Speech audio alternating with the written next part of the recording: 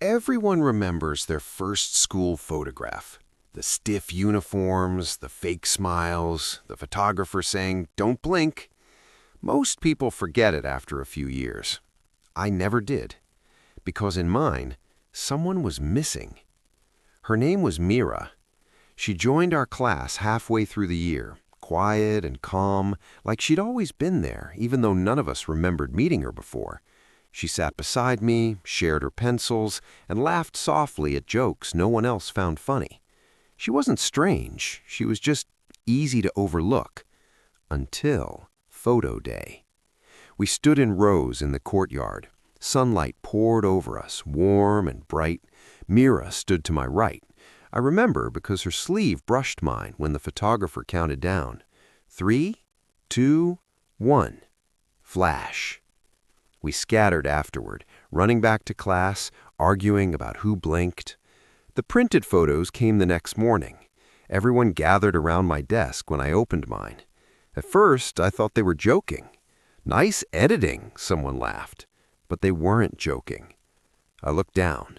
There I was, smiling awkwardly. There was Arjun. There was Lena. There was our teacher in the back row. And beside me, nothing. Just empty space. I frowned. "Where's Mira?" My classmates stared at me. "Who?" "Mira," I said. "She stands right here." I pointed. They exchanged looks. "There's nobody there," Lena said slowly. "There never was." I found Mira during lunch sitting under the banyan tree, drawing circles in the dirt with a stick. "You're not in the photo," I told her. She looked up, not surprised. "I know." "You knew?" She nodded gently. "It always happens." A chill crept down my spine. "What always happens?" "Pictures," she said. "They don't keep me." I laughed nervously. "That doesn't make sense." She shrugged. "Most things don't." That afternoon, I tested it. "Stand still," I told her, raising my phone. She did. I snapped a picture. My stomach tightened as I opened it. The photo showed the lockers, my hand, the hallway, but where Mira stood, there was only empty air. I slowly lifted my eyes from the screen to her face. She was still there, smiling. "Why?" I whispered. She hesitated before answering. "Because I don't belong to now." I didn't understand. Not yet.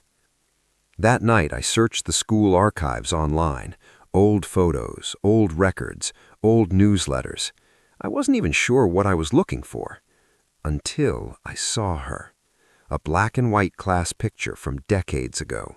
Students in vintage uniforms, old desks, chalkboard behind them. And there, second row from the left, was Mira. Same hair, same face, same quiet smile. My hand started shaking. The caption beneath the photo read, "Class of 1987." The next day I ran to school early. She was already there, sitting in her usual seat, sunlight falling across her desk. "I saw you," I said breathlessly. She tilted her head. "In a picture?" "In an old one, from years ago." She didn't look surprised. "I used to be in them," she said softly. "A long time ago." "What happened?" She stared at her hands. "I was supposed to leave, but I didn't. So time did." I didn't understand, but something in my chest hurt anyway. Weeks passed. I stopped trying to photograph her, stopped asking questions. Somehow it felt kinder not to. Then, one morning, she didn't come to school. Her chair stayed empty. Her name wasn't called during attendance. And when I asked the teacher where she was, she frowned and said, "Where who was?" Like Mira never existed at all. That afternoon, they handed out retake photos from Picture Day. I stared at mine. Everyone was there, perfectly framed, perfectly normal. No empty space, no gap, no sign that anyone had ever stood beside me. I don't talk about Mira anymore, but sometimes when I look at old photographs, any photograph, I feel something strange, like someone standing just outside the frame, watching, waiting, hoping that one day a camera might finally remember her.